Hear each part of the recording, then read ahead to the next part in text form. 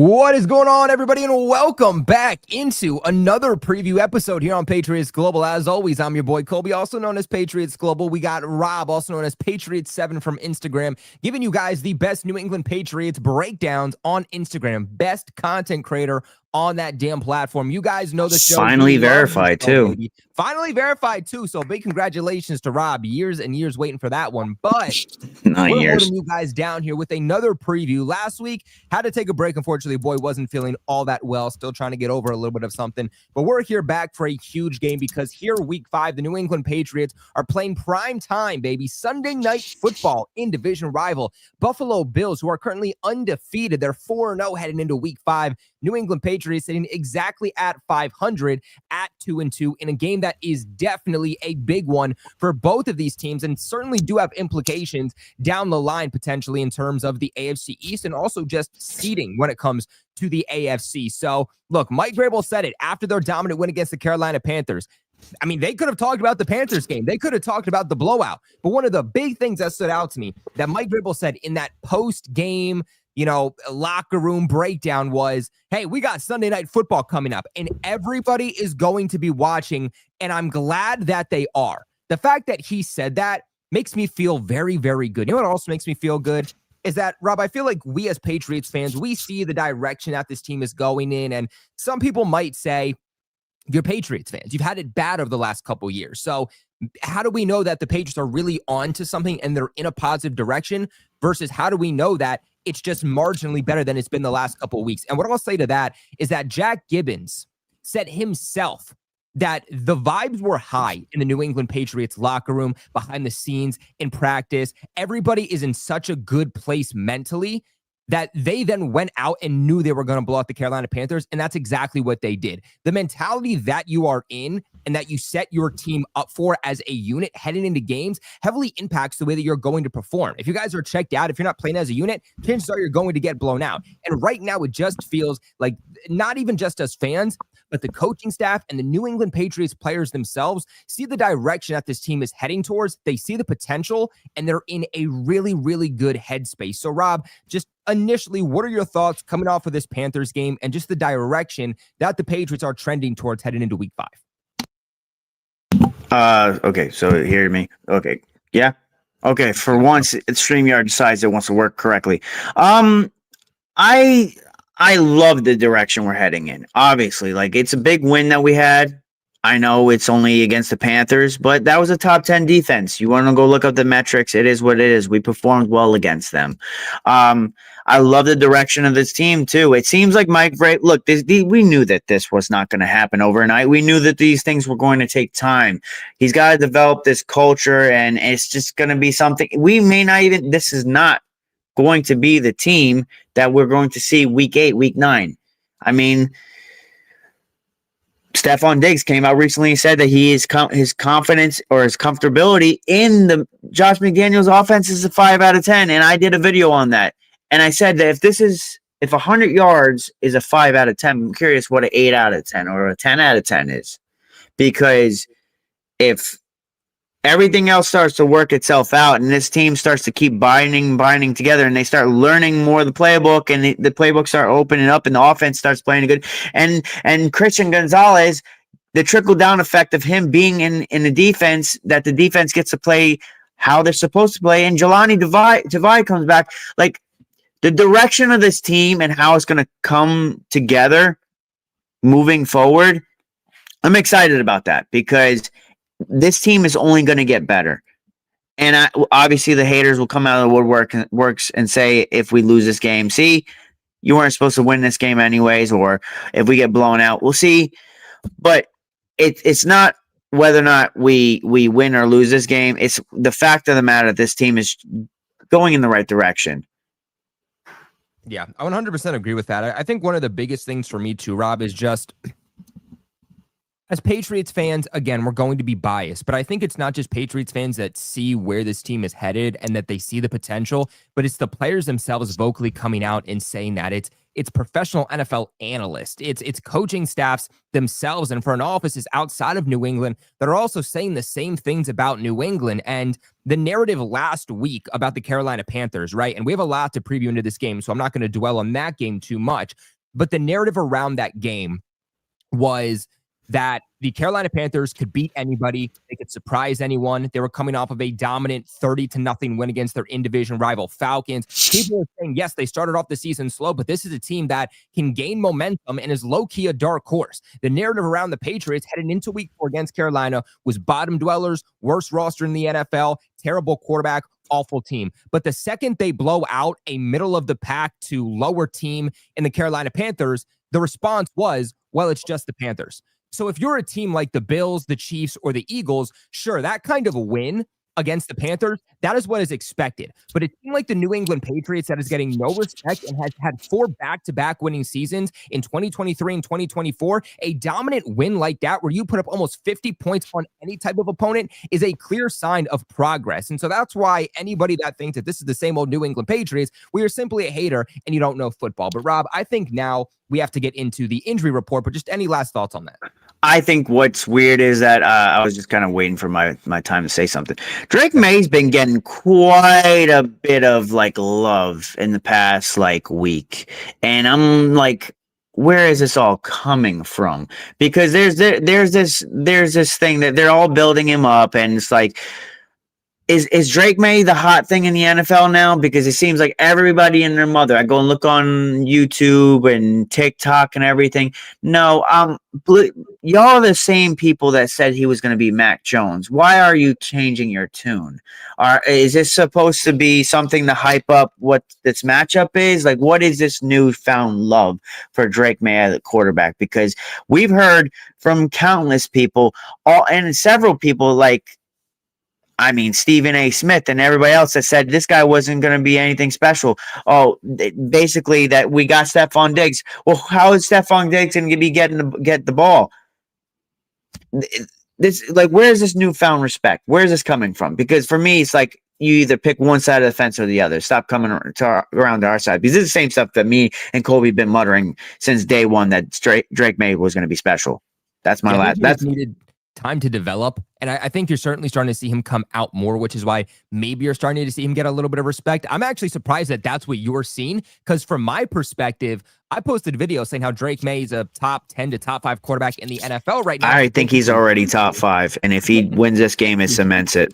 Statistically speaking, he is, but I had people being like, we need to calm Patriots fans down. I mean, man, I love Richie, but I had Richie tell me, man, I remember when I was saying the same thing about Sam Darnold. And I was like, when was Sam Darnold ever a top 10 to top 5 projected quarterback in the NFL? Like, what are we doing? I feel like people are still hating on Drake Maye, but nonetheless, man, big shout out to everybody in the chat. We got Brooke up in the chat. We got Luke saying smash that like button. Absolutely help us out, guys. Shout out to JD. A lot of people here from the AFC East Roundtable. Really, really appreciate you guys for being here. My boy Darnell says, Colby, I love the way you broke down the Jets' last 15 years of history on the Roundtable. That was savage. Look, man, if something needs to be put in their place, I'm going to back it up. I'm going to back it up with facts. I'm never going to come out and I'm never going to say something or hate on someone without being able to back it up. And so Jets fans are so delusional. I swear they're so delusional. You can hate me in my takes, but what you can't do is you can't tell me that I'm wrong if I can back it up. And 7-10 was the best season. My hat on, baby. But all right, Rob, let's go ahead and let's break down this injury report. That's the first thing that I want to do when talking about this game, because there are some key names for the New England Patriots on this list. And given the fact that this is the biggest test for the Patriots so far this season, it'll be one of the biggest tests they have all year, of course, until they play the Buffalo Bills again.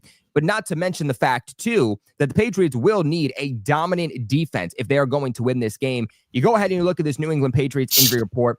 If you want to take a glass half full off the bat, no players are out. Now, Mike Vrabel did also say that Jared Wilson, the starting left guard for the Patriots, who missed last week, Ben Brown stepped in for him. He is going to be back. He is going to be playing in this game. So that is some positive news there for the Patriots. No players are listed as doubtful, but we do have some guys that are questionable. We have Kayvon Chason with a knee injury. We didn't really see him practice at all last week. He ultimately plays against the Carolina Panthers. Not too worried about that. Carlton Davis is also questionable with an illness.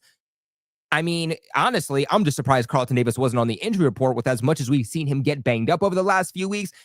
I think he'll be perfectly fine. It even says he was a full participant here. Jelani Tavai still questionable for this game, dealing with that calf injury back from OTAs and spring practices. He was a full participant, but he hasn't technically been activated to the 53-man roster. The Patriots over the last couple of weeks, they have had an open roster spot. We're all kind of figuring that that's going to go to Jelani Tavai. He practiced all this week, but until they actually activate him, it could also be a situation where they say, we need you back at practice for a couple of weeks, because we saw not Carlton Davis, but Christian Gonzalez a couple of weeks ago in preparation for the Steelers. He was back at practice, but he hadn't played football in nearly 2 months. So Mike Vrabel wanted to give him a little bit of extra time in practice to get acclimated and in football shape. Jelani Tavai hasn't played football dating back to May or June. So it's been a long time for him. I'm not even guaranteed that he's going to play in this game, given the fact that he has not been in real football shape in even longer than Christian Gonzalez had. But the big one on this list, Milton Williams for the Patriots, really hasn't practiced for the most part all week. Limited participant here on Friday for the final day of practice. He is also questionable. So, Rob, looking at this list, just what are your big standouts with the questionables? As for other guys like Barmore, Will Campbell, Jalen Hawkins, he was another guy who was questionable, Marte Mapu on Wenu, those guys look like they will all be good to go more than likely. I'm more concerned with Carlton Davis because this is it's a reoccurring theme to me, because it seems every week he seems like he's getting more and more banged up. So he's a guy that I'm concerned with whether or not he plays, because whether you like it or not, him and Christian Gonzalez, as they finally start to build that chemistry together and they be able to lock up both sides of the field, I mean, it'll make a big difference, because Carlton Davis will be able to, I don't know, lock up the wide receiver too, and you won't have to rely too much on Christian Gonzalez to I don't know. We just need both of them out there more than anything. Yeah, I think when I look at Carlton Davis, it comes back to what Mike Vrabel originally said. By the way, shout out to my boy from the AFC East Roundtable, Dan. Dan, we coming for that ass on Sunday night, boys, so you better watch this whole damn preview so that you can get ready. But for me, when I'm looking at Carlton Davis playing in this game, it comes back to what Vrabel said early on, and that's the ability to play cat coverage. Carlton Davis, you got one guy. Christian Gonzalez, you got another guy. And when you look at the Buffalo Bills roster at wide receiver, it's not stacked. Let's be honest, Josh Allen's playing superhero football, but let's call a spade a spade. He's making this offense look better than it is in reality. James Cook is making this offense for the Bills look better than it is in reality. The wide receiver core outside of Shakir is lackluster. It is still one of the worst rosters or worst wide receiver rosters in all of the NFL. And so some might look at that and say, well, okay, if Carlton Davis misses this game, you still feel good because you have Christian Gonzalez. Not necessarily. But for me, Rob, what I want to see them do is I want to see one of two things. I want to see Carlton Davis on Keon Coleman, and then you have Gonzo on one of their tight ends, or vice versa. That's how they're going to be able to take away the dynamic duo that the Buffalo Bills have in Dawson Knox and Dalton Kincaid, because those guys have been playing really, really well. In fact, I've been more impressed with their tight end group than I've been their wide receiver group. So with that being said, given where our safety room is, I don't really love any of our safeties full-time going up against the tight end. One of the big things that they can do to try to neutralize these tight ends is something that the Patriots have done historically, and that is put one of your top cornerbacks on their tight end and hope that you can blanket them. So that's why I think that Carlton Davis actually is a much bigger piece in this game than people are giving him credit for. It's not even just that. Like, Khalil Shakir has been killing us every time he plays against us. I am concerned with their tight end because 25.4% of their targets, which is 9th in the league right now, has been targeting their tight end. So that is going to be an integral part of their offense. Kincaid is a guy that really, he's like your discount dollar store Travis Kelce. The guy is a wide receiver. So if you're not going to get a guy that on him, that it's going to become a problem. So I would probably put Christian Gonzalez on Dalton Kincaid, and then we're going to have to figure out what we're going to do with Shakir, because every time we play against him, he kills us. My concern is that you would have to put Marcus Jones on him. Marcus Jones stylistically will match up well against him, but Marcus Jones, as great as a special teams returner he is, he has lapsing coverage, and it's something that's very concerning to me because with how Shakur has killed us, I don't want him to be the reason we lose this game. You get me? Like and Marcus Jones does have a problem at times giving up that big plays. Last year, how many times last year did we come in and stand in front of these cameras and say, "Hey, listen, Marcus Jones just got burned again for a 20+ yard reception." And Shakira is very underrated of a wide receiver, so I think that would probably be the X factor. Carlton Davis, I have no problem with him being on Keon Coleman. Or who? Wait. Carlton Davis wouldn't be on Keon Coleman. Christian Gonzalez would be on Keon Coleman, and Carlton Davis on the tight end. Okay, yeah, and Carlton Davis would be on the tight end. It's just how we defend Shakir. I think that's going to be X factor. No, I agree. I mean, you look at Shakir in 2024. He led all wide receivers in yards after the catch. So he's somebody that, even if they just want to do what has beaten the Patriots so far this season, because the Patriots stylistically, from a defensive perspective, they want to take everything away over the top and force you to dink and dunk on them. But if you even give Shakir a slant or a 3-yard check down, or you're going to set up a screen, like that's a guy that can go ahead and run away with it. And even if we want to talk about through 4 weeks of this 2025 season, Shakir is still top 5 in yards after the catch amongst wide receivers in the NFL. So what I would do, and Rob, we'll talk about this a little bit more when we start breaking down the Patriots defense, because do still definitely want to get into the rest of this injury report for the Buffalo Bills and then get into the Patriots offense here before we start talking about the Pats defense. But what I would do is I would put Carlton Davis one-on-one with one of their tight ends. Then what I would do is got to be Kincaid, Christian man. Gonzalez on Keon Coleman, and you can always switch Gonzo and Carlton Davis if that matchup isn't ultimately working. And then what I would do is I would put Marcus Jones on Shakir. He has the size, he has the speed to be able to go with him. But what I would do is that's their biggest weapon in the receiving game. I would put safety help over the top to try and neutralize Shakir. And then you feel confident about your one-on-one matchups. You feel confident about Gonzo on Keon Coleman, and you feel confident about Carlton Davis on Dawson Knox or Dalton Kincaid. So personally, that's what I would do in terms of the coverage unit. But let's go ahead and let's move on into the Buffalo Bills injury report. I will say, though, that the big thing for me, Milton Williams, they're going to need him to play in this game. The Patriots pass rush has shown that they have the potential to be one of the best in the NFL, but through 4 weeks, I think it's been very, very inconsistent. Even if you date back to that Miami game, for 3 out of 4 quarters, they weren't getting pressure. Then in the fourth quarter, when it mattered the most, they had over a 60% pressure rate. And I think if you lose Milton Williams, you lose that dynamic 1-2 punch of Barmore and Milton Williams that allows everybody else on that defensive line to be able to be opened up. And if you're going to be able to beat Josh Allen, you're going to force him to get that ball out quick, and you're going to need to put pressure on him and allow that presence to be felt. And we've seen that Milton Williams, one of the best pass rushing interior defensive linemen in football through 4 weeks, is a massive piece to that. But let's go ahead and let's look at the Buffalo Bills, because they did list out a few players.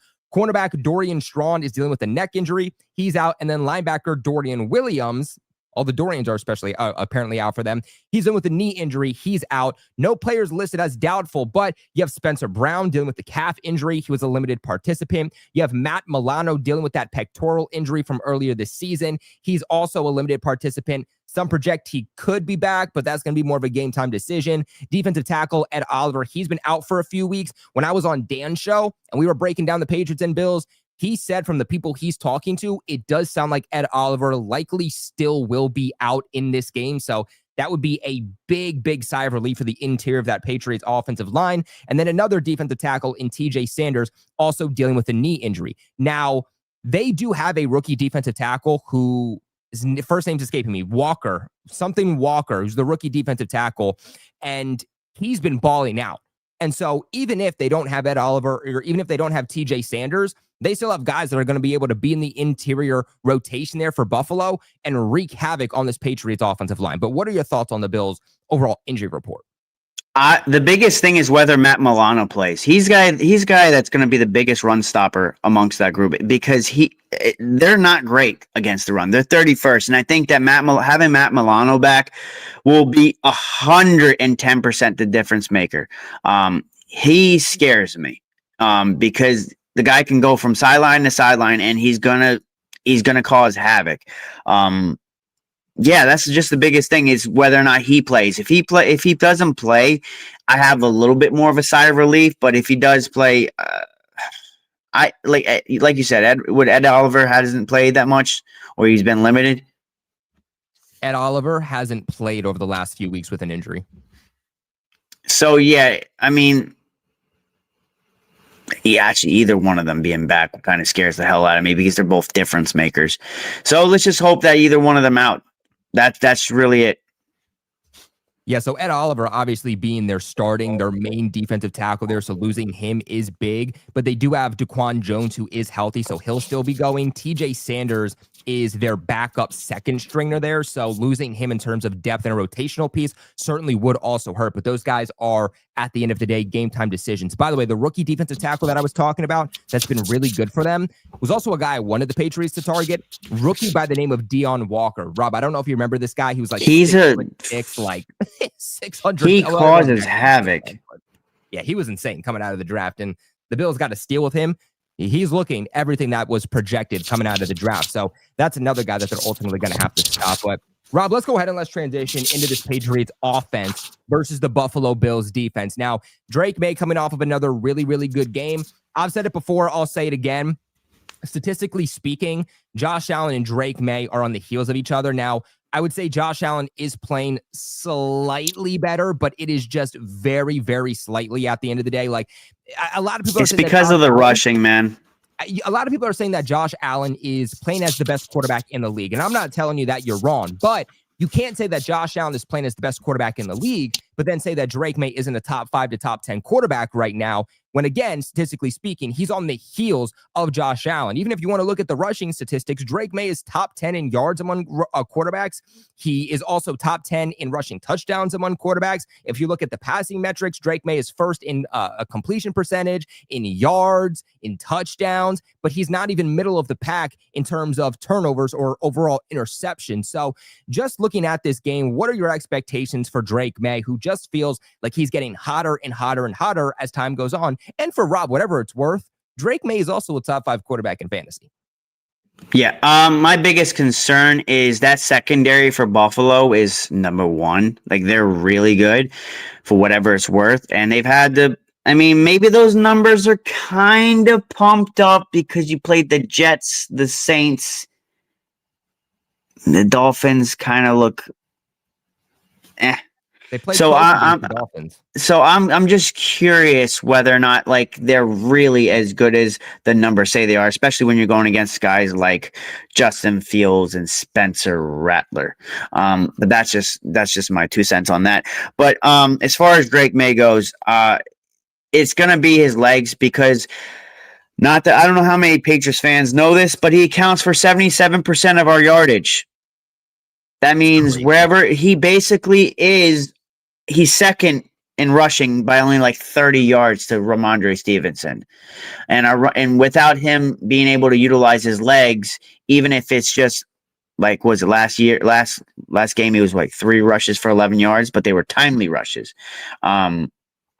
Without his legs and without our run game generating anything, it could be a long day against that secondary if they do perform up to what their numbers say they are. Rob, I'm looking at this game, and I think that it's going to be fun overall, not just Monday night, not just because it's individual, but it's because I feel like these teams stack up so well against each other that this game is ultimately going to be won in the trenches. But Rob, when we're talking about the Patriots offense against their defense, the way that the Patriots want to succeed offensively is the strength of the Buffalo Bills. But where the Patriots struggle offensively is where the Bills defense struggles. Get this. The Patriots offense, their passing offense, is top 10 in the NFL.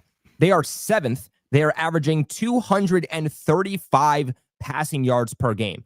The Buffalo Bills defense, believe it or not, which is kind of crazy because it's 128.5, I think it is. Good. The Bills passing defense is ranked number 1 in the NFL, giving up 125.8 passing yards per game. But Rob, where do the Patriots struggle offensively? It's the run game. The Patriots are ranked 25th in the NFL in rushing offense with about 101.3 yards per game, which is still even crazy that they're getting that far. I mean, it doesn't feel like they're averaging that much per game, but the Bills' defense is ranked 31st in rushing defense. They're giving up 164.3 rushing yards per game. Isn't that crazy? I mean, it is crazy, but I feel like it's a little bit deceptive because they did go against a Derrick Henry-led Lamar Jackson, so those numbers might be pumped up a bit. And it's Braylon Allen, and who else? They got Breece Hall. So they have had their fair string of running backs that they've gone against that are pretty damn good. And Ramondre Stevenson hasn't really performed to that level. We haven't seen Henderson perform to that level either, because him struggling with his blocking has kind of sidelined him a bit. I think this is one of those games where you have to bounce the ball to the outside, which the Bills struggle at defending.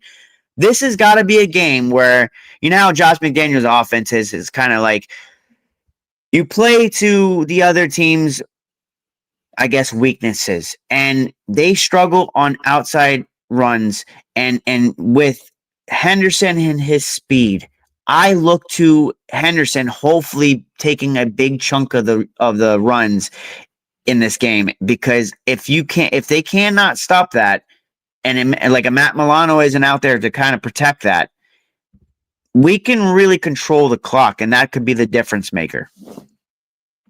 Yeah, I think another big thing here for the Patriots is taking advantage on 3rd and 4th down. I feel like what we're seeing from Drake Maye and Josh McDaniels, even Vrabel, is that they're getting more and more aggressive as each week goes on. They're feeling more confident with this offense as time goes on, to where Drake Maye, statistically speaking, is the best quarterback in the National Football League on 3rd and 4th down. The best quarterback, the most clutch quarterback on 3rd and 4th down. I mean, the Patriots, I think, they didn't get it on 4th down once last week, and they went for it like 4-7 times, something crazy like that. But get this, the Buffalo Bills are struggling. Their defense is struggling on 3rd down. Their 3rd down efficiency, they're allowing opposing teams to convert on 3rd down 42% of the time. And so when you combine those two numbers, again, it just feels like this is another opportunity for the Patriots offense and Drake Maye to methodically get down the field, be able to put points up on the board, but they just have to make sure that they are resulting in 7 points, that they are getting in the end zone, and that they are not stalling. Because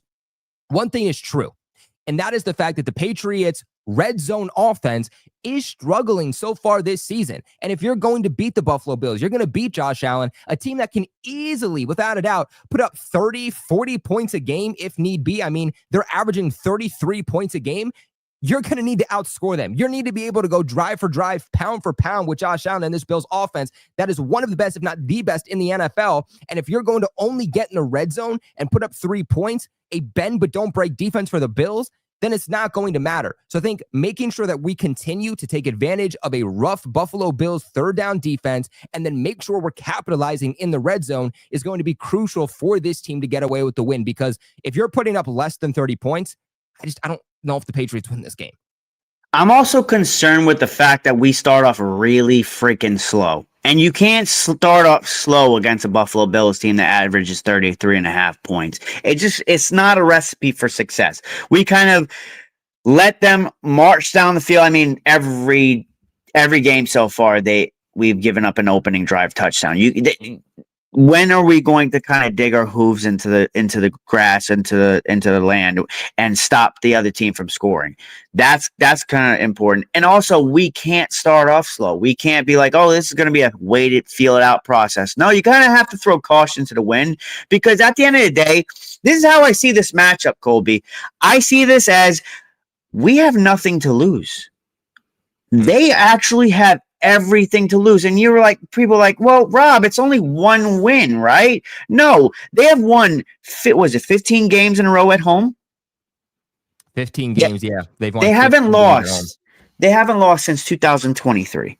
So there's already that expectation. There's already the expectation that Drake Maye is what he's being compared to Josh Allen, and people are comparing his numbers, and there's this doubt that's creeping into some Bills fans. even Dan, who was in the chat, because he was so definitive in the beginning of the season to say that they're going to go undefeated. But if they're going to go undefeated, why are you so skeptical about whether or not your team? Why are you not so defiant with your answer as to why you're going to win? Right? I don't quite understand that, because if I think my team's going undefeated, I'm going to be on my damn soapbox screaming to the mountains that, hey, you know what? I don't care about the surgeons of the Patriots. We're going to take them out. We're going to take them out back like we've done the last, 7 out of 10 times, and we're going to take their lunch money. Well, if they're going to go undefeated, this should be such an easy matchup, right? Or you should be really definite in your answer. As far as I'm concerned, this Patriots team has nothing to lose, because the schedule does get weaker after this. So if we lose this game, whatever. But if the Buffalo Bills lose this game with the stretch of consecutive wins at home, that little bit of doubt is going to start creeping into their minds that this team was able to do something that 15 other teams was not able to do. And that will just be fireworks, because we're not expected to win this game. I mean, MGM has us as a 7.5 point underdog in this game. Wow. 7.5. I think that's actually better than what it's been, because I believe it was like 10 points at one point. So 7.5 points.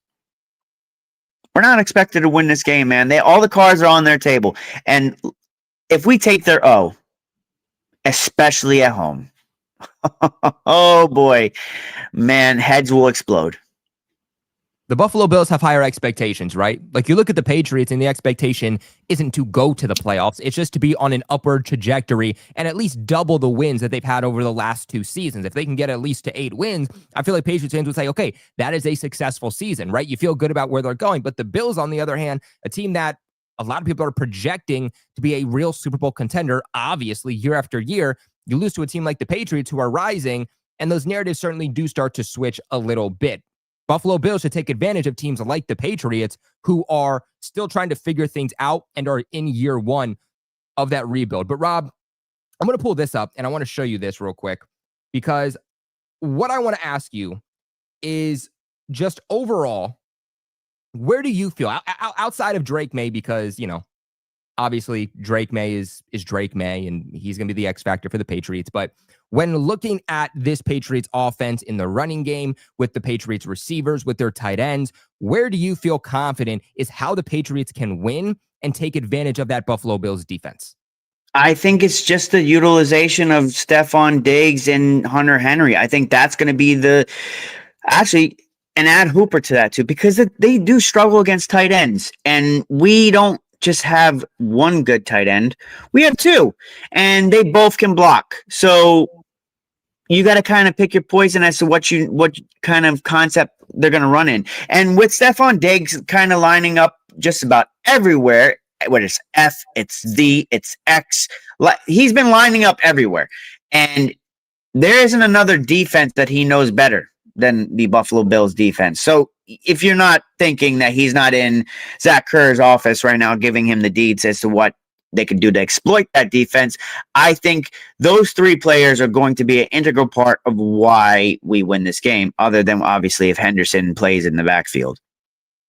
Shout out to my boy Kevin, another Buffalo Bills content creator, the analytics man for Buffalo himself, in the chat. Kevin, we appreciate you. We're gonna have to have good luck, Kevin, or something after this game. We're gonna have to have you on after the show to break down where exactly the Patriots were in terms of EPA after this game, man. Shout out to Kevin. Y'all go check him out. But Rob, when looking at this is overall the grades for the Patriots offense versus the Buffalo Bills defense, according to PFF. Is there anything that you see on the screen where you're like, yeah, that's an advantage for the Patriots, or yeah, okay, this is a struggle for the Patriots that the Bills might try to take advantage of for New England? I mean, it's pretty small on my screen. One second, let me look closer. Oh, Mr. Rapp. I mean, what does he have? Lapse in coverage? What is his problem? Also, the linebacker level's kind of weak. Their coverage grades for the linebackers have not been good. Now, obviously, that's without some of their starters, so let's put that into play. But even last year, the Buffalo Bills linebackers, with some of those injuries, were not good in coverage. Also, when you look at Sanders on the D line, that's a very poor grade. So I'm curious if they're. So that's probably what's happening is they're hitting in between the A gap and taking this guy's lunch money. If you kind of run to the right side, they're gonna have a problem.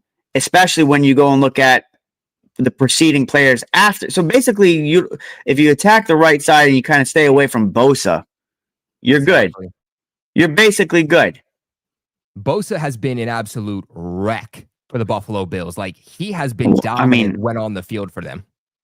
He has really, like, his career might be revitalized at this point because there's not much expectation now. The Buffalo Bills are a team that's just been scratching and clawing and just being inches from being in a Super Bowl. So he kind of gets to play what he wants to play. So it kind of makes sense as to why he's performing, because the level of expectation for him is not as high because obviously he's been injured for how many years? I wonder if this is a situation kind of like it was week 1. And now, while Bosa's not Max Crosby, I wonder if the game plan is ultimately the same, where you don't even try to run the ball towards Bosa, right? Because he's going to be mainly lining up against Moses. We might see some snaps where he goes up against Will Campbell, but for the most part, it's going to be Bosa, and this is going to be Morgan Moses. And I think you'll have some of the tight ends staying back to chip block. I think you'll have Ramondre Stevenson being a big player in this game to make sure that they stop Bosa off of that right side there.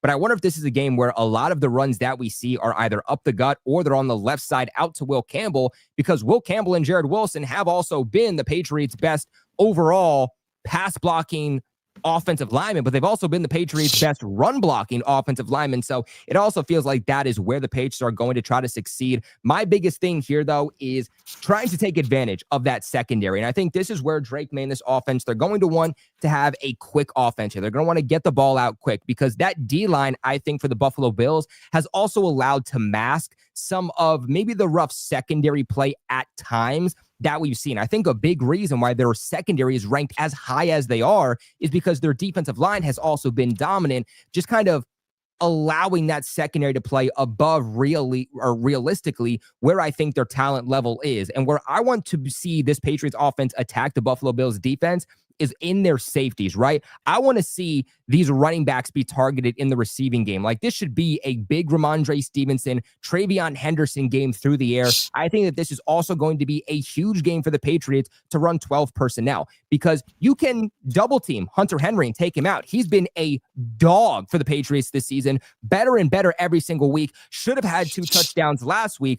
But if you are going to double team Hunter Henry, guess what? You got Austin Hooper, who has that connection also with Drake Maye, who's also had some big plays so far this season, to where he's going to get his one-on-one matchups up the middle in between the numbers. And that's how you can take advantage of a guy like Cole Bishop, and how you can take advantage of a guy like Taylor Rapp, who in reality haven't been the most consistent safeties for the Buffalo Bills so far this season. So again, I know that everybody wants this to be a big Kayshon Boutte, a big Diggs game, a big Matt Collins game, those former Buffalo Bills wide receivers getting their revenge. And I think they will certainly get their production. I think that this is going to be a big motivational game for Stefon Diggs, who's coming off his best statistical game as a New England Patriot. But I really think that with the running backs in the receiving game and these tight ends, that is where the Patriots can succeed.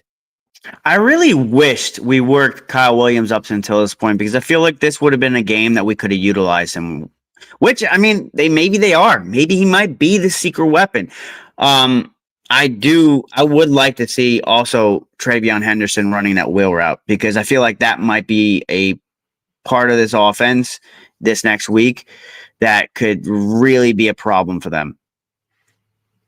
Certainly. We got Kevin, the analytics man, saying the Bills are second in DVOA against tight ends, and Milano will be in for Dorian Williams, who isn't good. Just a heads up. So thank you for the heads up, Kevin. Getting a little bit of insight on maybe who is projected to play for the Buffalo Bills. At the end of the day, if Milano does play, that's one of your best defensive players. He's a guy who can change the entire trajectory of this game. So if he does ultimately end up playing, that's someone who I do think does change how the Patriots are going to have to win.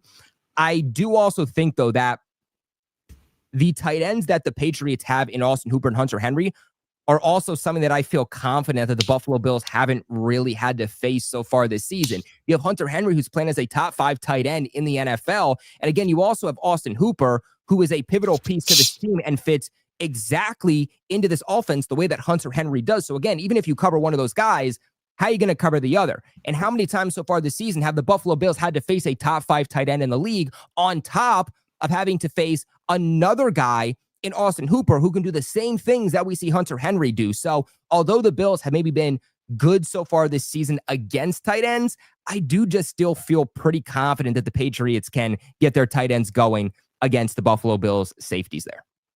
Yeah, and I don't know how healthy is Matt Milano. That's the thing. Like, I would test him early. Like, let's see how healthy you really are. Because how long has he been since he's last played? So that's my biggest thing. That I would test him and whoever else is coming off injury very quickly.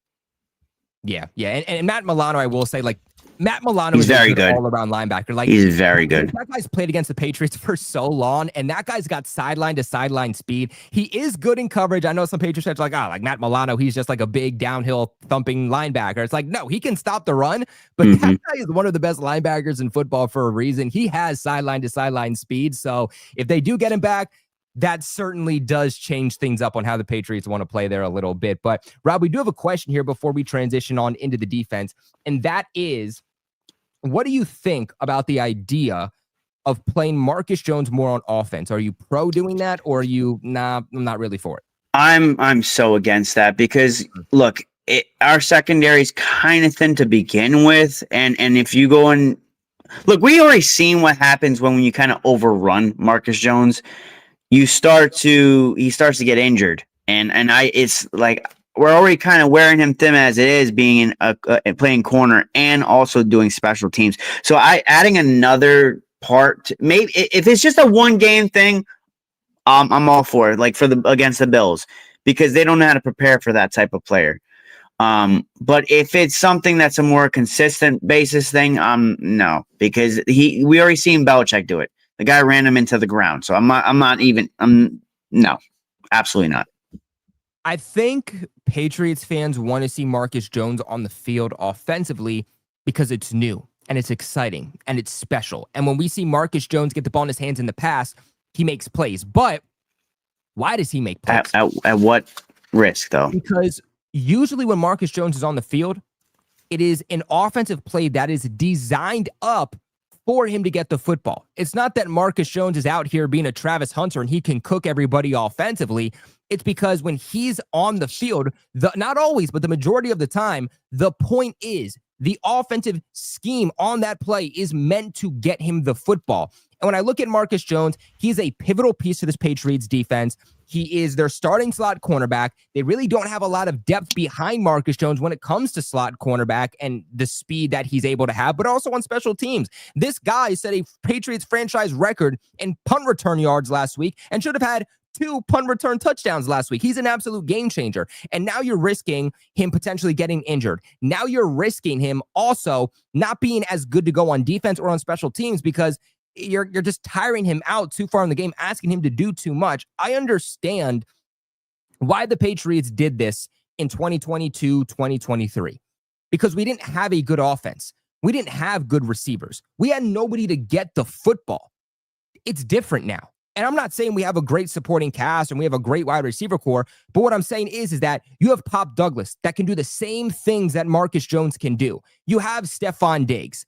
You have Travion Henderson. You no longer need to put Marcus Jones on the offense anymore as this gadget player because you already have guys on the offensive side of the football that can do those exact same things because you've upgraded the offensive personnel that you've had over the last couple of years. And Marcus Jones even said himself that, look, he'll do whatever the team wants him to do, but he wants to be a cornerback. He wants to play on the defensive side of the football. He doesn't want to be a Travis Hunter who plays on both sides of the football. So for me, I understand why Patriots fans want to see it. It's exciting, but at the end of the day, I don't really see why we need to do that. And in the moment you put him into the game, you think a team that is as put together as the Buffalo Bills wouldn't notice that. They're gonna notice that he's out there. I seen that you changed the graphic. Jesus Christ, that was like that. I think the whole time, right? What happened? The Panthers graphic on the bottom. Oh, yeah, wait, was it? Yes. It was like that. It was Panthers blowout. And I'm like, Wait, hold up. every Hold up. time I went to say something, I'm like, oh crap, I forgot to tell him. Oh crap, I forgot to tell him. I didn't even know that. I forgot to change the graphic because what StreamYard does is it has different scenes, and so I put the graphic on for the one, but I forgot to change the graphic for the other scene. So just so I remember to do that for next time. So Rob, you know what? If we if we click anything from this video, let's just make sure zoom in. we'll zoom in on that. But Rob, go ahead. Let's go ahead. Let's transition on over to this defense. Unless you have any last final thoughts about the Patriots offense against the Bills defense that you want to share. Yeah, it's just more or less whether or not Drake Maye can utilize those legs, because that's going to be the difference maker, man. If they can't contain him with his legs, because say our passing game doesn't get anything going, at least we have a fail-safe in Drake Maye's legs. And if they kind of contain that, we're kind of in trouble. Yeah, absolutely. But let's go ahead and let's transition on into this Patriots defense against the Buffalo Bills offense. Now, the Buffalo Bills are obviously, like we alluded to, one of the most dominant offenses in the NFL. Like, even if you want to compare the Patriots offense to the Buffalo Bills offense, like, they do statistically beat out the New England Patriots in every aspect. Now, thankfully, it's not Patriots offense against the Buffalo Bills offense out there. It's Patriots defense against the Buffalo Bills offense and the Bills defense against the Patriots offense. But for what it's worth, the Bills rather, are averaging about 240 pass yards per game. They're also averaging 163 rush yards per game with James Cook. They've only given the football away one time. Josh Allen has been sacked only 7 times. They're actually better on third down overall. Now, I'm not saying Josh Allen is a better third down quarterback, but their offense as a unit has been better than the Patriots offensive unit on third down at 42%. The Patriots is at 41%. And then, of course, like we alluded to earlier, they're also scoring about 33 points a game. We know that if the Patriots have a 14-point lead, a 21-point lead, damn, even a 28-point lead, that even in the third and fourth quarter, Josh Allen can come back, put the cape on, put the team on his back, and score as many points as needed in order to bring his team back to life and win a football game. I think one of the biggest things that I look at with this Buffalo Bills offense is that not only do you have a superhero quarterback in Josh Allen, who is getting better every single year, a big part to his game has been limiting those turnovers over the last 2 seasons, which has made him as good as he's had, really taking that leap forward in 2024 and now in 2025.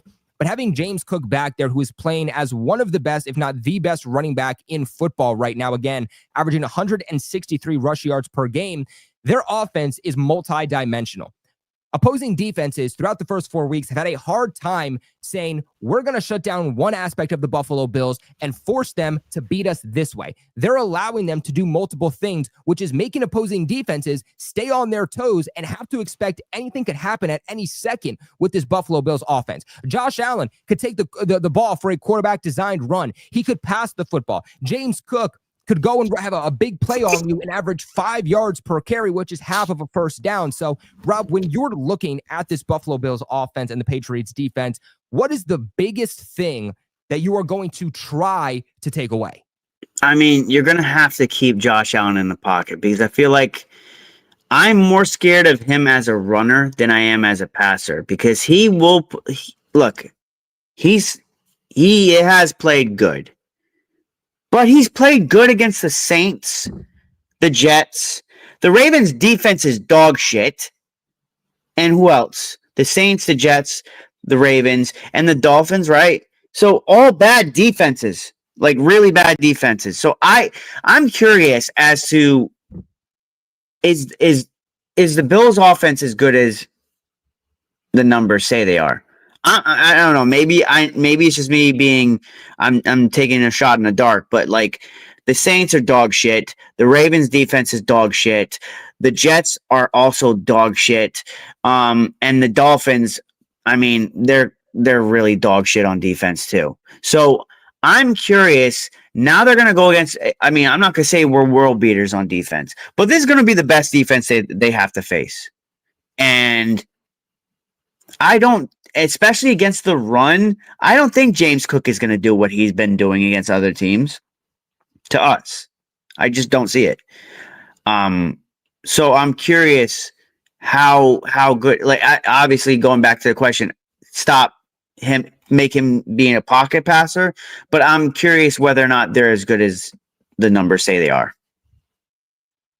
Yeah, the Patriots are a top 3 run defense in the NFL heading into this game, but you could also make the argument, I mean, how many good running backs also in reality have the Patriots face? And that certainly is Ashton a Genty, reasonable Devon question. A-Chain, those are pretty solid freaking running backs. I mean, I'm not gonna put the Ashton Genty one in there. First game was a rookie, and even then, he's been pretty bad so far this season outside of last week. And so maybe down the line, we'll say that was more impressive. But like right Okay. now, even then, I can't take too much away from it. So at least looking at both sides, it's an understandable argument.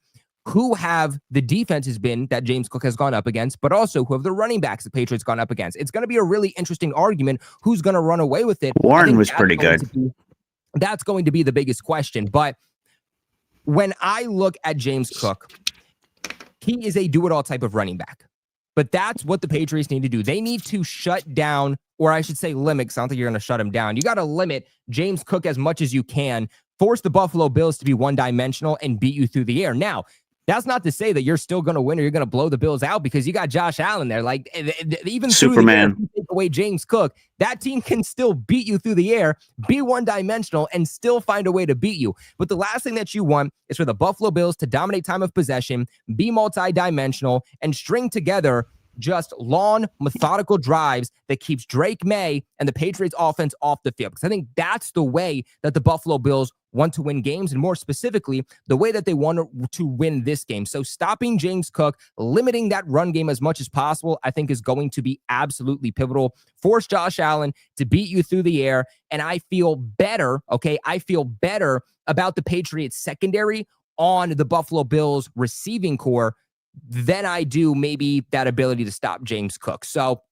again, if they can do that, they can stop James Cook, force Allen to beat you through the air. I feel pretty good about what this team can do. But I think another thing is making sure that you get pressure on Josh Allen, because look, I mean, you can say this about any quarterback, but especially the best quarterbacks in football. If you don't get pressure on them and you allow them to sit in the pocket, methodically pick you apart, and just continue to take a profit on every single play, they're going to score on you on pretty much every single possession. And that's what we've seen from Josh Allen and the Bills, to where it feels like on almost every single possession every week, they're putting up some type of points. And that's where you have to limit them. Because again, if it comes down to the Buffalo Bills putting up another game of 30, 40 points, can the Patriots offense get there in just week 5? I don't think they can get to 40 points. Could they put up 30? Maybe.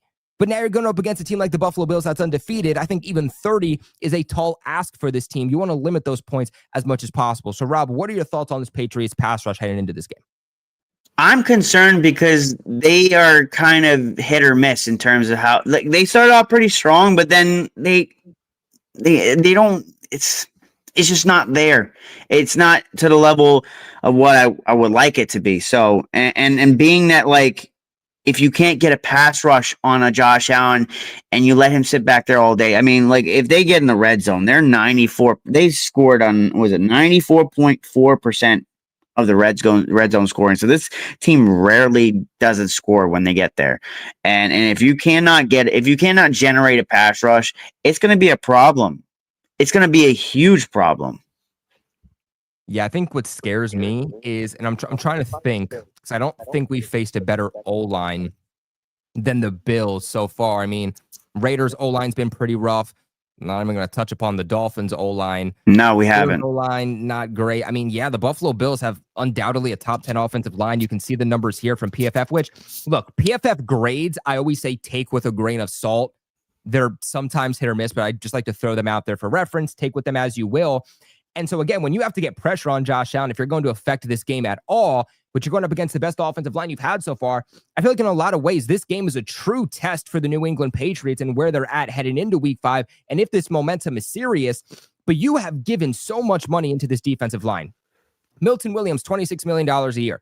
Christian Barmore, $25 million a year. We know that Harold Landry and Caleb Chason, they've been pretty dominant too when they're not getting penalties throughout the first 4 weeks of the season.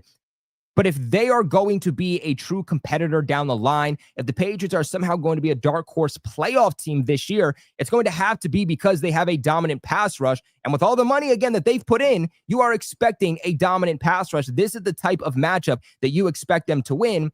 But again, given the Buffalo Bills O-line here, it's hard to say for sure that that is going to be something that they can take advantage of. But Looking at kind of this photo here, Rob, of the Buffalo Bills offense versus the Patriots defense, is there any place that you feel dominant, that the Patriots have the leverage, or is there any place that you were scared that the Bills offense can take advantage of with this Patriots defense?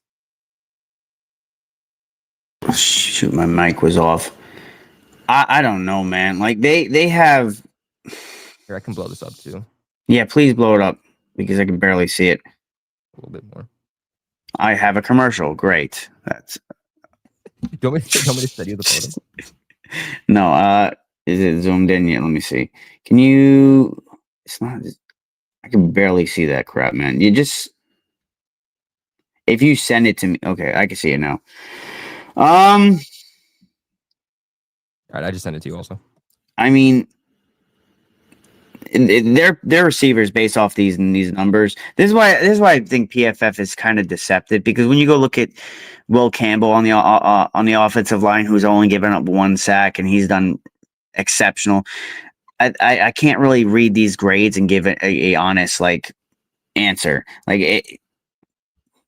Yeah, I mean they got. I don't know. What are you really going to point out? That's a problem. Maybe their interior, their offensive line, where we can generate. Where Milton Williams and Christian Barmore have been they've just been a wrecking crew. I think that maybe that's what it is. I think what we need to do is we need to get the interior pressure. You just gotta basically keep on doing. Christian Barmore was getting frustrated last week because because obviously they want to get the sack, right? That's kind of something that shows up on the score sheet. That's what gets them paid. So if Milton Williams and Christian Barmore can basically, take advantage of their right guard and their center, they're gonna have at least they can cause some problems with Josh Allen, because he's gonna have to possibly bounce to the outside. So maybe he might have to throw off his back foot or whatever it may be. That's really looking at the other numbers. It's deceptive. I think they look pretty good with the wide receiver and the tight ends.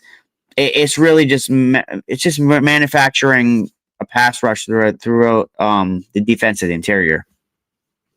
Yeah, no, I agree. I mean, I always say this, but if you're able to get pressure off the edge, that's one thing, because good quarterbacks will step up into the pocket and still deliver a throw. But when you can get pressure from the interior of an opposing team's offensive line, it becomes a different story, because that has to flush the quarterback out of the pocket. Now, we know that Josh Allen has that mobility. We know he can use his legs and get out and shake off defenders and run for the first down if a play breaks down, or be able to extend the play if need be. So that's only one part to the equation, but that is the first step. And you got to do the first step in order to get to the second step. So that interior pressure is going to be absolutely huge. I think one of my biggest concerns here for the New England Patriots is going to be that linebacker core, because again, they have tight ends that are playing above what was expected, at least for me, heading into this 2025 season. James Cook can catch passes out of the backfield. And the Patriots linebacker core, I feel like it's getting better as time goes on, but it's not where we projected it to be. And we knew that was still nonetheless going to be one of the bigger question marks for them. And Robert Spillane, I think he's getting better with tackling. I think he's better in coverage than a Jawan Bentley was, but he's still not known for being a good or a reliable linebacker in coverage. That is your number one linebacker. And if Jelani Tavai ultimately doesn't play in this game, and you are forced to run out there with a guy like Christian Ellis, honestly, I hope that the Patriots just bench Christian Ellis in this game. Yeah. I hope that they do not play him, because, I mean, look, again, PFF grade, take it with a grain of salt, take it as you will, but 32 overall. Christian Ellis has had a big-time issue tackling, and on top of that, has been a liability in coverage for a guy that was supposed to be your best coverage linebacker. He's just, it seems routine. Every week, this guy gets about 3 to 4 plays where you're like, crap, you were the reason why this drive just got extended. Christian Ellis is I mean, even Jelani Tavai, if he was out there, is a liability in coverage, but at least you know that he's going to tackle better. Christian Ellis has just been routinely making mistakes, and it is concerning, because that is definitely someone that it's like every time you turn on the tape, that's kind of where you have to target, because the guy just has problems. Also, when you go and look at the cornerback group, let's not ignore that fact that Carlton Davis he's been generating too many flags. and especially not just generating flags, but generating flags that extends drives. So that's also something that I don't think you thought about, Colby. Is he going to generate 2 flags that are in critical moments, which he has been doing, that can cost big drives to be extended? No, I think that's a really, really good point. I mean, I think that's another part to this game that we haven't talked about is the fact that I know Mike Vrabel doesn't necessarily believe in the penalties as much as we do. And the offense has done well that even when they do have penalties, that coming back and still converting and driving down the field and not allowing those penalties to kill them.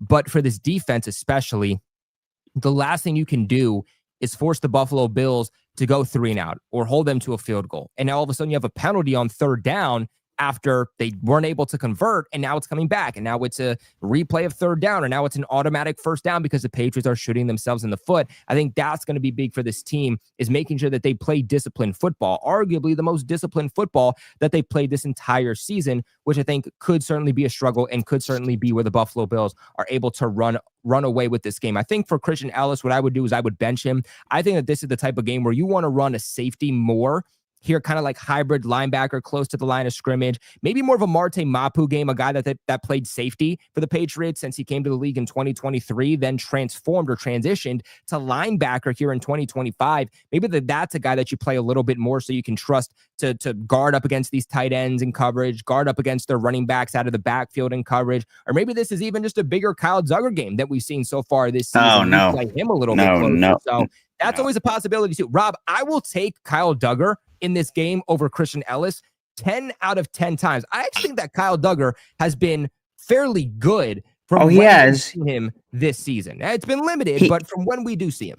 He has, but like you made a good point. Martin Mapu is a guy that can go sideline to sideline, and you can utilize him in many roles. You could just put him in back at safety because of his speed. He's a heat-seeking missile. I mean, coming out of the draft, this guy was someone that would literally hit you hard as hell. And then he may be a guy that could be a QB spy for Josh Allen, keep him in the pocket. But also, he can guard tight ends better than Christian Ellis. I mean, just about any linebacker on our roster can guard tight ends better than Christian Ellis. But Kyle Duggar scares me because it's like, has Kyle Duggar truly come back to what he used to be? And he just still looks a tad bit slow. So I think the point you made about Marty Mapu, I think that's got to be the course of action that we have to do. Christian Ellis needs to be benched because the guy just routinely been giving up big plays. See, I like Marte Mapu in a sense, and he is someone who can create plays, but he's also someone who does have inconsistencies with tackling, but he is also somebody that has a real hard problem at stopping the run. Like there was a big play a couple of weeks ago against Miami where Devon A-Chain got a check down or a screen, and he blows right past the guy. So again, I think who's stopping Devon A-Chain though? Marte Mapu, but it's not even just against the Dolphins. It's something that we saw even last year. Like it's reasons why Marte Mapu hasn't gotten more playing time since joining the league in 2023. Despite being a guy that does make plays, it's because of those inconsistencies. And he'll go out there and he'll get an interception on Patrick Mahomes, but then the next play, he can't tackle a ball carrier in the line of scrimmage because he runs right past him rather than actually tackling him straight in his tracks. And so there is both good and bad here with Marte Mapu. But at the end of the day, like you said, he's better than Christian Ellis. And I think between Mapu, I think between Kyle Duggar, maybe that's 2 guys you kind of transition to play in this game a little bit more than what we've seen over the last few weeks. And big shout out to Kevin, who comes in here and says the Bills O-line is their true weapon. Number 3 in pass block win rate. Number 1 in run block win rate. Torrance's PFF score is funny. Yeah, I mean, like I said, PFF is like so hit or miss. Even if you look at like the Christian Gonzalez number, Christian Gonzalez didn't play bad, and it was his first game back, and they're giving him like a 54 PFF score. They're giving Craig Woodson a 61 overall PFF score, but then you look at his like coverage and run defensive grades, and they're actually like higher. Again, some of them are hit or miss, but it at least gives you at least a slight reference. So, but Osiris Torrance actually has been pretty good for the Bills, I will say. Kevin's coming in clutch with the stats. Good shit, bro. Dude, Kevin's crazy. When he is on like the AFC East roundtable when we did our SmackDown last year, and he was like the other Bills guy, man. Like we would always be like, all right, Kevin, come on in. This isn't about the Bills, but you know, Patriots versus the Dolphins. What did Drake Maye look like? Always comes in with the stats, man. Shout out to Kevin. Awesome job, man. Awesome. Seriously. One of the best in the damn game. Go Patriots Daily comes in here with a $2 donation. It says Jack Gibbens should be getting more snaps. I do also agree with that take that Jack Gibbens He's been playing good. He's been playing good. Gibbons should be getting more snaps than Christian Ellis. Like, he should be their number. I would say he should be their number 3 linebacker. Look, on the rotation right now. I think Christian Ellis needs to do what he does best, and that's be on special teams. I'm be honest with you. I am concerned with him playing any snaps at linebacker. Just shift him to special teams. I wouldn't be against Jack Gibbons playing in that role. That might be another option. Just someone other than Christian Ellis, who has been just a complete liability. I do believe that, and I understand why they did it, but looking back on it, and it's hard to say this in hindsight, obviously, because you don't know now what you knew back then, but you didn't know back then what you know now, rather. But them meeting that contract that the Raiders tried to give Christian Ellis, I think was a mistake for the Patriots. And honestly, that's a guy that if the trade deadline somebody calls and they want to try to trade for him or get something for him, I would just ship him off at this point personally. Jack Gibbons, I mean, in terms of coverage, in terms of run stopping, he actually has been pretty damn good. I don't think that Jack Gibbons is ever going to be, lighting the NFL on fire or anything like that. But Jack Gibbons is one of those pretty good all-around linebackers. He's not great, but he's not terrible. He's not great at one specific thing, but he's also not terrible or a liability at one specific thing either. And so with that being said, given also with his special teams ability, I would also play Jack Gibbons a little bit more. So big shout out to Go Patriots Daily. But Rob, last thing I want to talk about before we allow these Patreon members to come in and give us their quick thoughts here is Patriots special teams unit against the Buffalo Bills, because Kevin also said something that I did want to hit on back up here. Let me pull it up here real quick. And Rob, while I find this, oh wait, here we go. So Kevin alluded to something which is why I wanted to get into special teams, saying the Bills are on their 3rd punter. The Saints have stayed in the game last week with special teams, with 4 drives in plus territory, but only scored 3. Huge place to win is for sure on special teams. Now that's funny because the Bills struggling on special teams, again, dealing with injuries to their punters, being on their 3rd punter.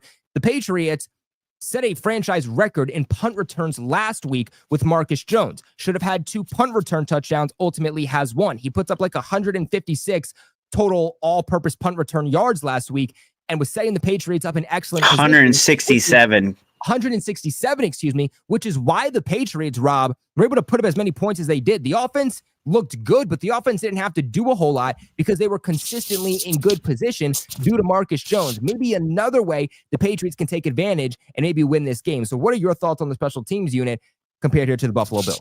I mean, look, man, it might be a little bit deceptive too, because they've had to have other teams punt the football entirely too much. Oh no, when we're talking about their special teams, I mean, we're number 1 in terms of like punt return yardage and punt return average. We're averaging 50 yards per game on punt returns and 28.86 in punt return average. And even our kick return unit is pretty damn good, 26.5 yards on average. That's 8th. So that could definitely be a integral part of our game plan, because Marcus Jones is a guy that, like, I mean, look, last week he should have took 2 to the house. And if they're gonna have problems with stopping him, then it's gonna be a difference maker, because we're gonna be on the plus side of the field more times than they would like us to be. My only concern though is this, and I know we're talking about special teams, but our team has, I mean, the Panthers were how many times in the plus area for us against us? It was like 6 or 7 times. Yeah. That it was entirely too much. So a team that is just, I guess, not of substance on offense was able to do that. A team like the Buffalo Bills concerns me a hell of a lot more. Yeah, no, I absolutely agree. But guys, this is going to wrap us up here with the recap section before we allow these Patreon members on. Rob, any last thoughts about this game before we allow these Patreon members on? Are we giving our score predictions or? Yeah, go ahead. Who do you think is going to win, and what's your score prediction? They've won 15 in a row at home. They're the highest scoring offense. fuck it. The Patriots are going to win this game 34-31. Let's go. We're going to take their lunch money. Rob, I love it. And you told me before we got on this show, you're like, dude, I'm not trying to be a homer. I have this weird feeling. There's something in my gut. There's something in the air. And look, let's call a spade a spade. The Buffalo Bills might be alcohol. What's in this water? The Buffalo Bills are playing dominant. They're undefeated, but I do believe that the Patriots play the Buffalo Bills the best in division. And anything can happen in division. The Carolina Panthers 2 weeks ago beat the Falcons 30-0. So anything can happen in division games, especially in primetime like Sunday Night Football. It's not even just that. When you go look at last year, and this is really kind of where I'm a lot more confident. Drake Maye performed pretty damn well. We were up 14-0, right? With the worst coach I've ever seen, the worst offensive coordinator not ever, but he's pretty bad.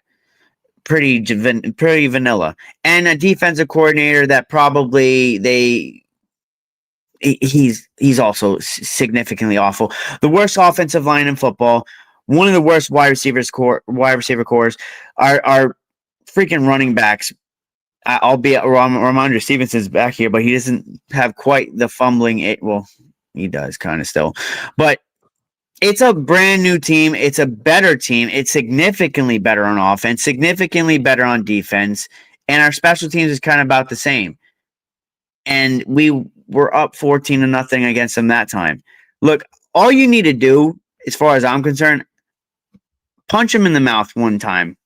And I think that just by seeing a little blood in the water, I think the Patriots, especially having Josh McDaniels back, man, I think people are not giving this guy enough credit, and I was one of them. Having him back and being that if they're going to study that tape from last year, that Alex Van Pelt basically was doing his thing that game, and if not for us basically being the team that we were, maybe we win that game.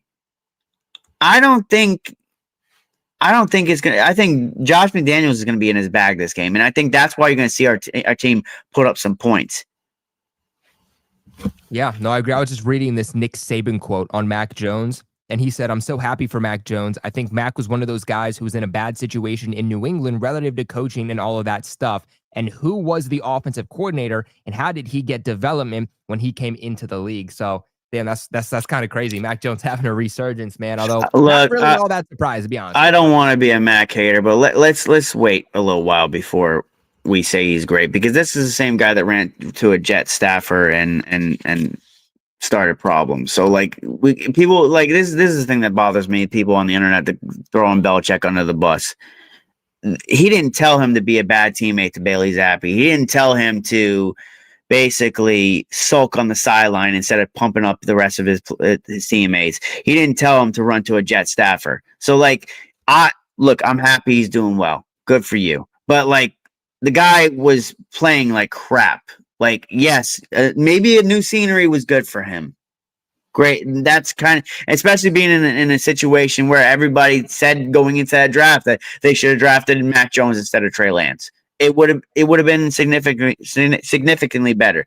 But Kyle Shanahan's offense makes just about any quarterback look good. I mean, Jimmy Garoppolo went to a Super Bowl. So let's chill on the Mac Jones stuff, please. Yeah, I mean, look, Patriots at the end of the day got the better quarterback in Drake Maye, so who cares? But I mean, let's call a spade a spade. The Patriots definitely did not help out Mac Jones after year one. Oh, definitely not. Give him an offensive coordinator. They didn't give him But he didn't really help us either. He also wasn't a leader, of course, but I think Mac Jones is one of those guys that will never excel in offense past his limitations. But I do believe that in the right scenario, he can be a starting quarterback in the league. And we are certainly seeing that. I mean, shout out to Kendrick Bourne, who I also said, everybody trying to say, oh, well, we need to get rid of KB, but we need to keep Javon Baker. Well, you know what? Kendrick Bourne just went out there and put up almost 150 yards. So, however, sorry for cutting you off. We've seen what happens when you give a quarterback a little bit more confidence, again, i.e. Geno Smith, Sam Darnold, Daniel Jones. So maybe it's just because he is definitely more mentally mature, but like seeing him walk up to the podium, there's still something a little bit off about him, about his confidence. There's still something there that's like he still doesn't believe in himself. Rob, But I'll take Drake Maye 10 out of 10 times. Don't get me wrong. But I'm rooting for him because I would love to see a comeback story. But let's pump the brakes on Mac Jones, please. I mean, dude, look, Kendrick Bourne, though. I mean, that's like, I understand why we moved on.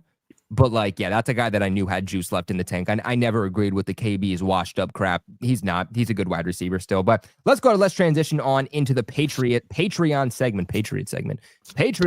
Let's bring on our boy, DTN. DTN, how we doing? Doing good, gentlemen. How are you? Good, man. Ready for some football. Oh, heck yeah.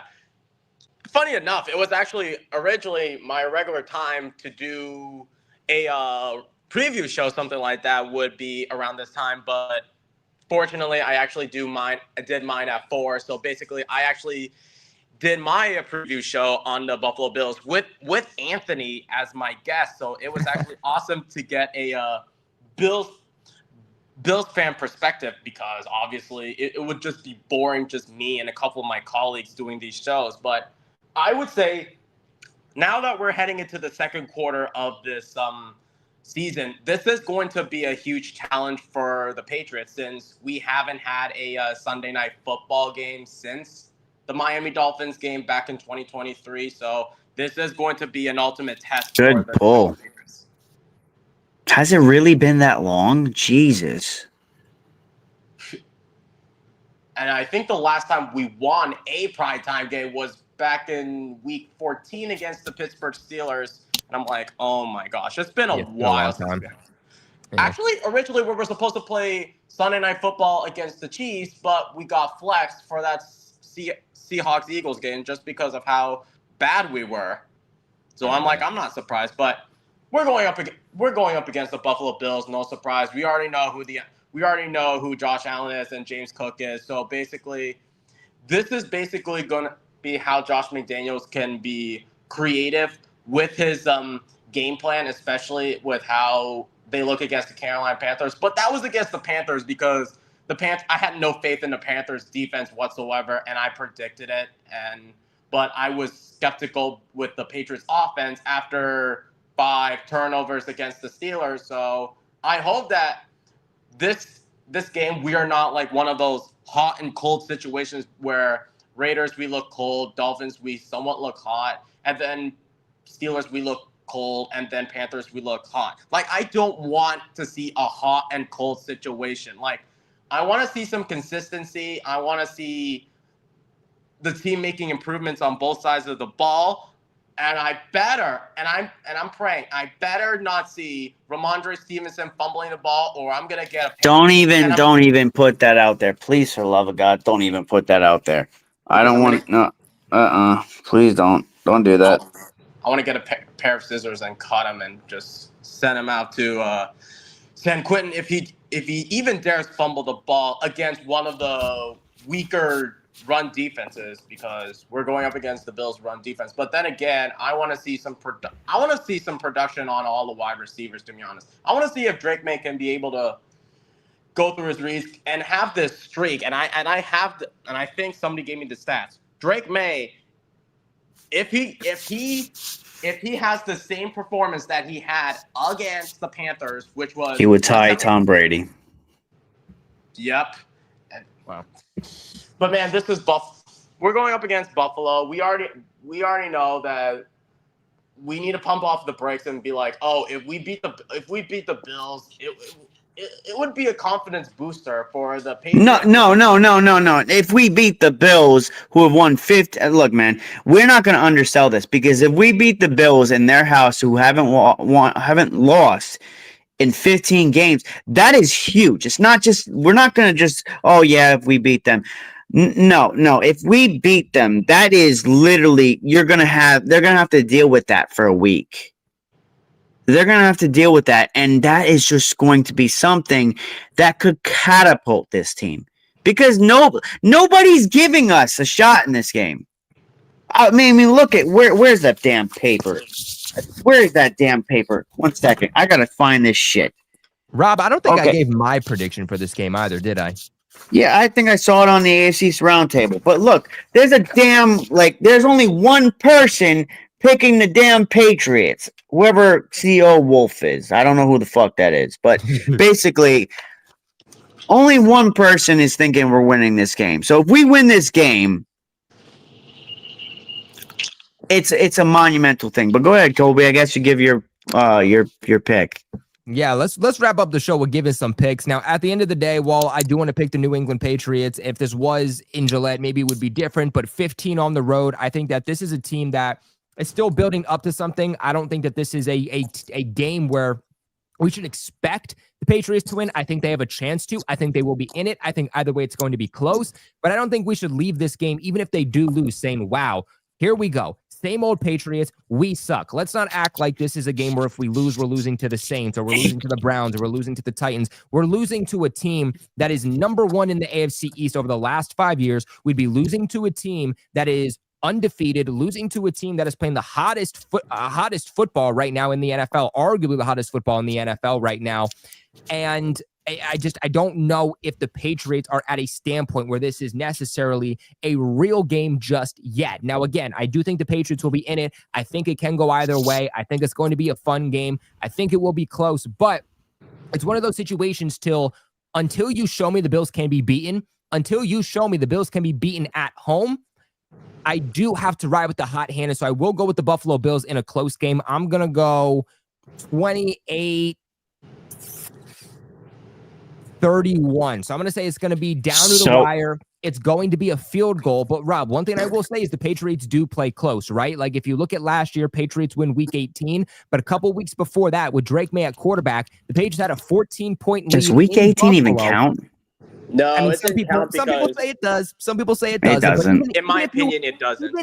Even if you want to take away week 18, a couple weeks before that, the Patriots ultimately ends up losing. They're in Buffalo. Patriots have a 14-point lead. They blow it because you have Alex Van Pelt, DeMarcus Covington, and Gerard Mayo as your coaching staff. The Patriots still ultimately only lose that game by 3 points. In 2023, the Patriots beat the Bills at Gillette Stadium. In 2021, the Patriots beat the Buffalo Bills. So no matter what you want to say, the Patriots do always play the Buffalo Bills close, and I feel like the Patriots have had the best chance at beating the Buffalo Bills since Tom Brady left and the Buffalo Bills took over in 2020. But DTN, let's kick it off to you. Who do you have winning this game? Let me remind everybody this. The last time we beat the Buffalo Bills on their turf was Monday Night Football with Mac Jones. But I would say this is more of a Damian Harrison game because I don't think Mac Jones, I don't think this was like a throwing game for Mac Jones. But let me remind them, we beat the Buffalo Bills 14-10 back in 2021 on Monday Night Football. This is completely different. We have different offenses on both sides of the ball for the Bills and different offenses. This is a different team for both teams. What I'm trying to say is that this Buffalo game is going to be, and I will credit this because I'm in college right now, I will consider this a midterm exam for the Buffalo Bills, considering that you were given 4 quizzes to lead up to this Sunday Night Football game where the whole entire world is watching that game. I am not going to give the Patriots a nod just because I want to see more. Because after that shit show against the Steelers, and obviously it was rusty against the Raiders, I'm going to play it safe by picking the Buffalo Bills 28-24, similar to how I gave my predictions in my show. So my next question is this, Colby, because you have all the questions. I have a question. So what if the Buffalo Bills do to us what we did to the Panthers? How would you feel about this team? Because they have the capabilities of doing that. I would say that I'm disappointed nonetheless because you let a rival do that. And we know that Mike Vrabel said that they want to not to take advantage of bad football, but they want to be able to compete in the division. And by winning against the Buffalo Bills, or at least playing close, you are competing. And to even go last week after that Panthers game and say, you're going to be in prime time, everybody's watching, and I'm excited that they are. If you get blown out in this game, people are that quote's going to be on rerun. Exactly. As far as I'm concerned, this is a measuring stick to find out where we're at. Because if you go and compete with them, and even if it's within one score, whatever, even if it comes down to like the very end, as long as you keep it close, that should, especially if we're kind of going blow for blow, like it looks like the Bills are giving their best effort. That's going to tell me more, or tell the NFL more about what this team is. Because, like I said, up until this point, 9 out of 10 of the people on here were guys that I guess make their weekly picks, didn't pick us. We're 7.5 point underdog. I know I'm being a homer with the Patriots, but I would be surprised. I'm not surprised that they're heavy favorites, because we're not supposed to be good, at least not yet. We're supposed to be still building. So it's just more like we're playing with house money, man. At the end of the day, if we beat them, we have everything to gain and really nothing to lose. So, like I said, it's going to be a measuring stick. We'll see what happens. Absolutely. And let's go ahead. Let's bring on Red Sox real quick, get his thoughts and who he ultimately has winning this game. What's going on, Red Sox? What's up, man? What's up, brother? Who you have winning this game? Who do I have winning? Yeah, the Patriots, right? I mean, I want to see the Patriots, but I think the Bills could come out on top. You want to say the Patriots, but you're going safe. Come on, man. Slow money don't make money. It's okay. Like either take one or either take a shit or get off the pot. I mean, the thing is like it's just the Bills are. Come on, say it with your chest. Who do you want? Who is going to win this game? Like I said, I want the Patriots, but I don't think they're going to win. Okay. I guess I'm going to get attacked after this game if we lose. Or you're going to be pumping your chest. Shit, if you better hope we don't win. You better hope we don't win. Like I said, I'm not confident in the Patriots like run defense, but their pass defense has been pretty solid. They just missed a lot of tackles, and against the Bills, like the teams that they have faced haven't really, besides like maybe the Raiders, they took advantage of the missed tackles, but like they haven't really faced like a great defense that puts out all the pieces together. Not that the Bills have the best defense in the world, they don't, which is why I think I don't think it's going to be a blowout. I don't think it's going to be a blowout or a shutout. I think the Patriots are going to put up points because they faced good defenses and they put up points. Steelers, they should have had a lot more points versus the Steelers. They should have won the game. They put up a lot of points versus the Dolphins, even though the Dolphins don't have a good defense. They put up a lot of points against the Panthers, even though the Panthers don't have a good defense. But like they faced the Steelers and should have put up a lot more points. I think if they play good football, not good football, if they don't turn the ball over like they did versus the Steelers, they will have a good game. They might not win in the end, but they will have a good game. Someone said in the chat, game will end in a tie. I'll take it. That still will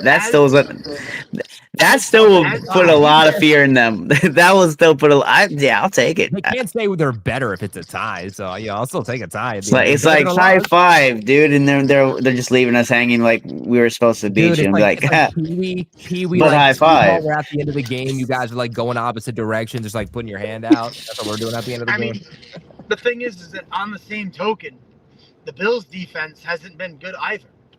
They've been giving up a lot of points per game too. That's fair. They weren't great against the Ravens. They gave up 40 points against the Ravens. They just scored 40 points, though. Like, they scored more. That's been their thing. They've been able to score more. If the Patriots' defense locks in and they can clean up, if their run game plays well and they can contain Josh Allen, and that's the other hard part, then the Patriots have a very high chance of winning if they do that. But I don't know if they're going to be able to do that.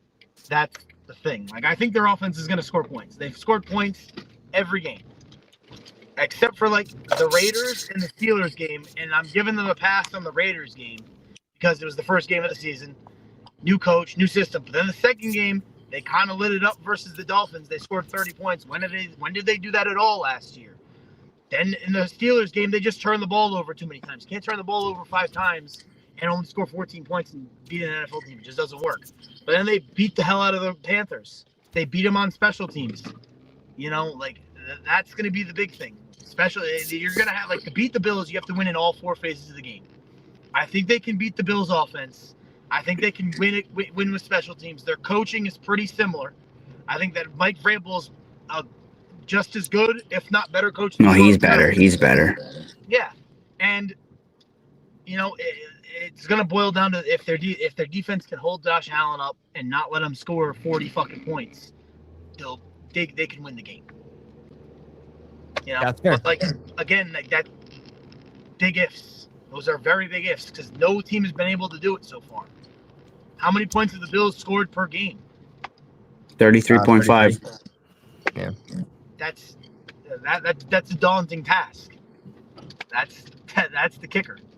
Yeah. Josh Allen has, and I've been very critical about Josh Allen in the past, about him not taking care of the football, and that's why he can't beat KC in the playoffs. That's why they always lose in the playoffs. If this continues, if this type of Bills team continues, they'll win the Super Bowl. Because now they're probably the best team in the NFL. Like I said though, who have they gone up against as far as defenses go? The Ravens defense has proven they're pretty bad. The Saints, the Dolphins, and the Jets. Like, they haven't played a good defense. Up until this point, this is the best defense that they've played. So that's why, like, I got the eerie feeling. Everybody can call me a homer all they want. I'll put the egg on my face if we lose, and I will eat crow. But something is telling me that we're going to win this game. The problem with thinking that the Patriots do have a good defense. They do. Like, you can't deny that. It's not a deniable thing. The offenses that they have faced, they've given up less than 25 points a game, maybe. I want to say with the Raiders game, and then the Panthers game definitely, and then the Steelers game where they only gave up 21. The only game where they scored more they scored more than 30 was the Dolphins game, and the Dolphins lost. So it'll be an interesting one. What time is the game? It's 8. It's 8 on Sunday. Yeah, Sunday Night Football in prime time. I will say this though, like, I don't really put too much into that Raiders game in terms of, like, this team is still, like, they were still trying to open it up on this. Like, Josh McDaniels hasn't really opened the playbook. Like, I still think that there's still a lot to uncover. Well, that's another thing you have to worry about. The Bills are right now a very well-oiled machine. Josh Allen's comfortable with the playbook. A lot of the guys on that team have been there for a lot longer than anybody on this Patriots team really has been, with being able to do. Yeah, no, certainly. I think Red Sox makes some good points. I think we lost him there at the end, but big shout out to Red Sox and DTM for being Patreon members, coming on and tuning into the show to give their thoughts and opinions. If you guys appreciate you guys, and you guys want to become Patreon members, come on to the show during these previews, during the post games, all that good stuff, all the live shows. Consider becoming a Patreon member. Link in the description box below. Brooks says something up here, Rob, and I want to get your thoughts here, man. Brooks says if Pats win, Colby has to wear a mankini next stream. Bills win, Rob has to wear the mankini. Brooke, I think Brooke, like, Brooke. wait, Brooke, you just want, like, you don't want to see, like, I got right now. I'm like on a diet right now. You don't want to see the dad bod in a mankini. I don't like. Can we do something other than that? And you can call me delusional in the chat all you want. Like, there's a such thing as any given Sunday. Like, the Saints were close to beating them. The Jets were close to beating them. These are not good teams, guys. Like, you cannot tell me if it doesn't go one way or, like, the Jets had every opportunity to beat them. The Jets, the 0-4 Jets, had a chance to beat them. We're not better. We're not worse than the Jets. I will stand on that. So you call me delusional, whatever you say. Just make sure that, like, I will stand on it if I'm wrong. Come in the chat. If I'm right, I want to hear what you have to say. Because you can call me delusional all you want. It's just a feeling. Hey, listen, I will say if I'm wrong, I will say I'm wrong. But I want to see you have the same energy if we win. Hey, man, at the end of the day, all that matters in football is a win is a win, a loss is a loss, but this is going to be the biggest test yet for the New England Patriots. And I also said this on the AFC East roundtable. I firmly do believe, I don't think it's close. Yes, the Bills will have harder opponents, but I think that this is the biggest opponent, the hardest opponent that they've had so far in 2025. So it's going to be a big one. It's going to be an important one for both teams. And Brooke, let me tell you, what if I do it anyway? What if despite whoever wins, I just do it anyway? The only way you'll He's find been working out, out. I don't know. I don't want to see that though. Is on Sunday night post game. So you just gonna have to wait. So. Please don't do that. I don't need that burned into my brain because I remember these things. I remember all the streams where we had to watch. And like we talked about Bailey Zappi and all these things, all the bad memories. Please, like I don't need that to be the one that's burned into my brain because I don't think there's a pressure washer on this earth that will take it off my brain. Just helping the channel fam wholesome content. No, that's something you put on OnlyFans. Nope, I'm not involved in that. Only Rob, man. Only Rob. But hey, man, look, that's gonna wrap it up for today's stream. Rob, I do agree with you though. Is that I don't know. Like, I'm excited for this game. I'm not scared. And I'm not scared at all either. It's going to be a fun game. But I also had that feeling against the Steelers. Like, yeah, I think this is going to be a good one. And then ultimately we lost that game in a game where we should have won by multiple possessions. We did ultimately still end up losing. And so that's why in this game, I'm not even going to take the Patriots. I'm going to say, if you want to beat the undefeated team, you want to beat the team that's won 15 straight home games, go do it. And then next time we play the Bills, dude, that's when you start getting some more respect. We literally have nothing to lose. We're not expected to win. So all the pressure is on the Bills. Because if they lose this game, and I know I said this 100 times, heads will explode. Nonetheless, the Patriots can win this game.